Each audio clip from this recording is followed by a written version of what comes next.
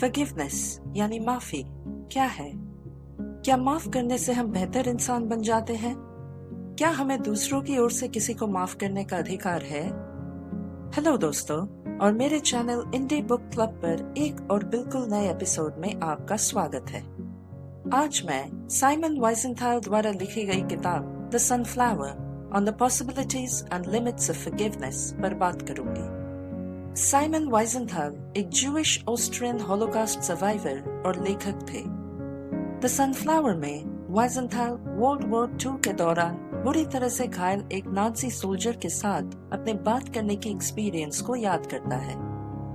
वो लेम्बर्ग concentration camp में अपने एक्सपीरियंस के बारे में बताते हैं और अपने द्वारा लिए गए फैसलों की नैतिकता पर चर्चा करते हैं। इस किताब में फॉरगिवनेस और इसके लिमिट्स के बारे में वाइजेंथाल के सवालों पर कुछ जाने माने लोगों के रिस्पॉन्सेस भी शामिल हैं, जिनमें से कई लोग theologians, political leaders, writers, jurists, psychiatrists, human rights activists, Holocaust survivors और बॉस्निया, कंबोडिया, चाइना और तिब्बत में अटेम्प्टेड जेनोसाइड्स के विक्टिम्स भी हैं। उनकी रिस्पॉन्सेस हमें याद दिलाती है कि जब हम इंसानों की एक दूसरे को समझने की बात आती है तो वो हमारे पर्सनल एक्सपीरियंसेस के जैसे ही अलग अलग और चैलेंजिंग हो सकते हैं, और ये कि वाइजेंथाल के सवाल अतीत की घटनाओं तक ही सीमित नहीं है, वो आज की दुनिया में भी रेलेवेंट है। आगे बढ़ने से पहले प्लीज मेरे चैनल को सब्सक्राइब करना ना भूलें। Part 1 memories etched in our soul. जबकि वर्ल्ड वॉर II 1940 के दशक की शुरुआत में पूरे यूरोप में कहर मचा रहा था, कई यूरोपियंस जीवित रहने के लिए संघर्ष कर रहे थे। ऐसा ही एक इंसान था साइमन वाइजेंथाल, जिसे जर्मनी ऑक्यूपाइड पोलैंड में लेम्बर्ग कॉन्सेंट्रेशन कैंप में रखा गया था। वाइजेंथाल और उसके साथी कैदियों को हर समय मरने का डर होता था और उन्हें लगभग बिना खाने के ही रहना पड़ता था। अचानक से एक दिन वाइजेंथाल को एक अजीब सिचुएशन का सामना करना पड़ा। उन्हें एक अस्पताल में काम करने के लिए भेजा गया और उनकी एक नर्स से मुलाकात हुई, जिसने उन्हें एक नाजी सोल्जर कार्ल सेडल से मिलवाया। सेडल बुरी तरह से घायल हो गया था और मरने वाला था। वो अपने पापों का प्रायश्चित करना चाहता था और मरने से पहले एक यहूदी के सामने अपने अपराधों को कबूल करना चाहता था। वाइजेंथाल के लिए ये एक अजीब पल था, क्योंकि उसे सेडल के कबूलनामे को सुनना था, जो यहूदी लोगों की टॉर्चर और जेनोसाइड के लिए जिम्मेदार लोगों में से एक था। सेडल ने वाइजेंथाल को अपने जीवन की कहानी के बारे में बताया, जो बचपन में कैथोलिक रिलीजन के प्रति डिवोशन और नाजी पार्टी के साथ लंबे समय तक जुड़ाव के साथ शुरू हुआ था। सेडल का जन्म एक लविंग और सपोर्टिव परिवार में हुआ था और उनके पिता एक एंटी नाजी सोशलिस्ट थे। लेकिन जवानी में सेडल हिटलर यूथ और बाद में SS के साथ जुड़ गया। सेडल ने अपने उन कामों के बारे में बताया जिनके लिए उसे सबसे ज्यादा पछतावा था। एक छोटे से रशियन शहर में जहां सेडल तैनात था, 300 यहूदियों को एक इमारत में इकट्ठा होने का आदेश दिया गया था। उनमें से ज्यादातर महिलाएं, बच्चे और बुजुर्ग शामिल थे। सोल्जर्स ने तब इमारत को बाहर से बंद कर दिया और उसमें आग लगा दी, जिससे अंदर मौजूद हर इंसान की मौत हो गई। जब सेडल अपनी आखिरी सांसें गिन रहा था, उसने कहा कि वो शांति से मरना चाहता है, इसलिए उसने वाइजेंथाल से पूछा कि क्या वो उसे माफ कर सकता है। वाइजेंथाल के लिए ये कोई आसान चॉइस नहीं था, क्योंकि उसे इस स्थिति में फॉरगिवनेस के प्रोस और कॉन्स को सावधानी से नापना था। तो वाइजेंथाल को क्या करना था? पार्ट 2 फॉरगिवनेस बहुतों के लिए आसान नहीं होता है। सेडल की कहानी सुनने के बाद वाइजेंथाल ने फैसला किया कि वो मरने वाले सोल्जर को पूरी तरह से माफ नहीं करना चाहता। हालांकि सेडल जेनोसाइड और भयानक क्राइम्स के बारे में बता रहा था, लेकिन वाइजेंथाल पूरे कन्फेशन के दौरान फोकस्ड और प्रेजेंट रहा। उन्होंने गुस्सा या द्वेष बिल्कुल भी व्यक्त नहीं किया। वापस कॉन्सेंट्रेशन कैंप में वाइजेंथाल ने अपने दोस्तों, साथी कैदियों और दूसरे लोगों को ये कहानी सुनाई, जिन्होंने उसे दिलासा दिया कि उसने हिटलर के सोल्जर को माफ न करके सही काम किया है।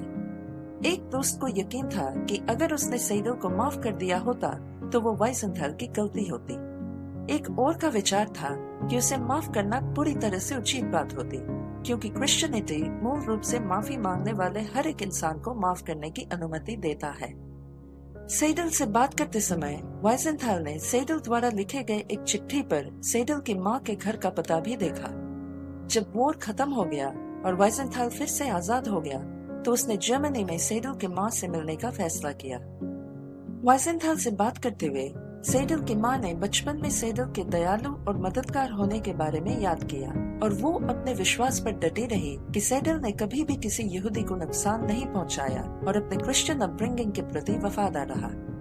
वाइजेंथाल ने मिसेस सेडल को ये नहीं बताने का फैसला किया कि उनके बेटे ने क्या किया। इसके बजाय वाइजेंथाल ने उन्हें अपने बेटे की इन अच्छी यादों को बनाए रखने दिया। लेकिन इस घटना ने वाइजेंथाल पर एक अमिट छाप छोड़ी और वो सोचने लगे कि क्या उन्होंने सही काम किया है। Part 3 arguments against forgiveness. कुछ लोग गलती पर केवल पछताने से संतुष्ट नहीं होते हैं और इसे ठीक करने के लिए कुछ करना चाहते हैं। ये ज्यूइश कल्चर में भी सच है, जहाँ हत्या को कभी माफ नहीं किया जाता है। यहूदी धर्म का मानना है कि पीड़ित द्वारा माफ किए गए अपराधी को ही भगवान द्वारा माफ किया जा सकता है। लेकिन अगर कोई इंसान मारा गया है तो वो अपराधी को माफ नहीं कर सकता है और इसलिए उस अपराधी को तो भगवान भी माफ नहीं कर सकते। सेडल के पास चॉइस ये थी कि वो मासूम लोगों की हत्या को अंजाम दे या नहीं। उसका कबूलनामा इस बात का कोई संकेत नहीं देता है कि अगर वो इतनी गंभीर रूप से घायल नहीं हुआ होता तो उसने यहूदियों की हत्या करना बंद कर दिया होता। यहाँ तक कि मरते वक्त भी सेडल ने यहूदियों को इमोशंस और फीलिंग्स वाले इंसानों के बजाय लोगों के एक समूह के रूप में देखा।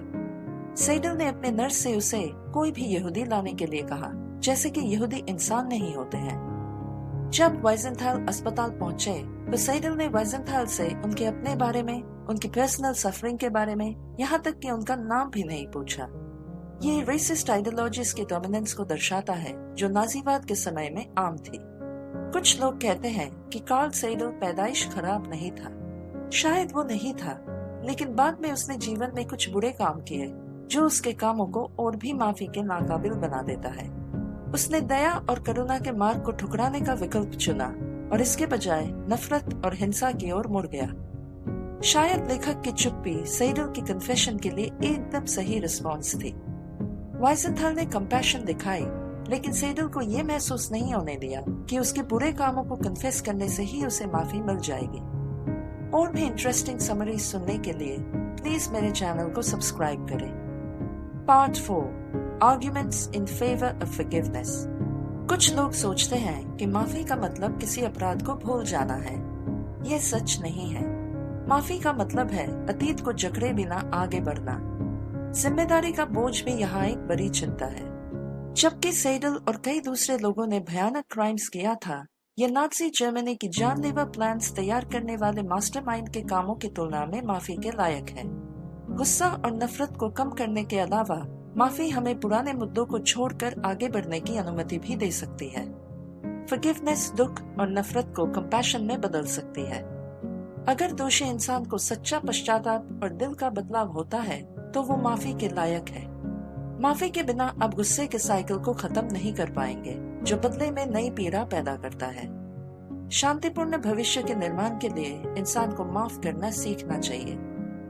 Part 5 forgiveness is highly subjective. जैसा कि हम देख सकते हैं, फॉरगिवनेस के पक्ष और विपक्ष दोनों में आर्ग्यूमेंट्स बहुत मजबूत हैं। वाइजेंथाल के लिए फॉरगिवनेस को समझने की कोशिश करने के लिए इसे अलग अलग नजरिए से देखने की जरूरत है। उदाहरण के लिए ज्यूइश और क्रिश्चियन ट्रेडिशंस के फॉरगिवनेस पर पूरी तरह से अलग नजरिया है, जबकि क्रिश्चियनिटी का मानना है कि ईश्वर सभी को प्यार करता है, यहाँ तक कि पापियों को भी। जुडाइज्म में पीड़ित को पहले पापी को माफ करने की जरूरत है ताकि ईश्वर भी पापी को माफ कर सके। लेकिन चाहे आप जुडाइज्म में विश्वास करते हो या क्रिश्चियनिटी में, किसी को ये नहीं सोचना चाहिए कि पाप किए जा सकते हैं और बाद में केवल भगवान से माफी मांगने से पाप धो दिए जाते हैं। इससे पता चलता है कि कोई आसान जवाब नहीं है, लेकिन हमें सही रास्ता खोजने के लिए सवाल पूछते रहना चाहिए। हमें खुद से ऐसे सवाल पूछने चाहिए जैसे सेडल जैसा दयालु लड़का मानवता के खिलाफ इस तरह के अत्याचार करने के लिए कैसे राजी हुआ? हमारे समाज नाजीज्म जैसे आइडियोलॉजीज और जेनोसाइड जैसे क्राइम्स को क्यों कायम रखते हैं? क्या वाइजेंथाल को सभी यहूदी लोगों की ओर से सेडल को माफ करना चाहिए था? इंडिविजुअल और कलेक्टिव गिल्ट के बीच की रेखा बताना आसान नहीं है। माफी मांगने पर वाइजेंथाल की चुप्पी जीवन और मानवता की जटिलताओं को दर्शाती है। इससे पता चलता है कि कोई भी वास्तव में ये समझने की उम्मीद नहीं कर सकता है कि ऐसा मुश्किल फैसला लेना कैसा लगता है। कंक्लूजन, फॉरगिवनेस बड़ी मुश्किल चीज है। यह हमेशा डिबेटेबल होता है कि किसे माफ करने का अधिकार है और किसे माफी पाने का अधिकार है। साइमन वाइजेंथाल हमें याद दिलाता है कि जब माफी की बात आती है तो कोई आसान जवाब नहीं होता है, लेकिन फॉरगिवनेस के बारे में बातचीत करके हम इसके लिमिट्स को एक्सप्लोर करने की कोशिश कर सकते हैं। आखिर में कंक्लूजन यही है कि कोई कंक्लूजन नहीं है। हमें बस इतना करना है कि अपने आप से हमारी आइडियोलॉजीज और हमारे एक्शंस के पीछे की मंशा के बारे में पूछते रहें। इस एपिसोड को देखने के लिए बहुत बहुत शुक्रिया। प्लीज सब्सक्राइब करना ना भूलें। आपके लाइक्स, कमेंट्स और शेयर्स हमारे लिए बहुत मायने रखती है। जल्द ही मिलते हैं हमारे अगले एपिसोड में।